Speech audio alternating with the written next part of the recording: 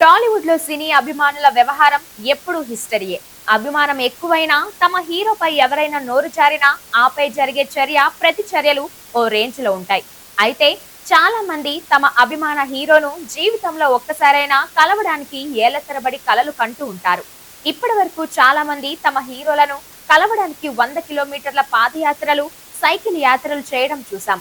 అయితే ఇప్పుడు మెగాస్టార్ చిరంజీవి దర్శనం కావాలంటూ ఓ వీరాభిమాని ఏకంగా నిరాహార దీక్షకు దిగి సంచలనం సృష్టించాడు. ఇప్పుడు ఈ వార్త వైరల్ గా మారింది. ఉమ్మడి అనంతపురం జిల్లా సోమందెపల్లి మండలం నల్లగుండ్రాయనిపల్లికి చెందిన రామకృష్ణ అనే వ్యక్తి చిరంజీవికి 40 ఏళ్లుగా వీరాభిమాని.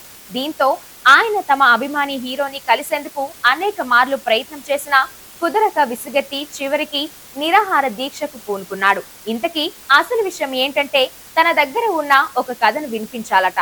వామ్మో, చిరంజీవి దర్శనం దొరుకుతుందో లేదో చూడాలి.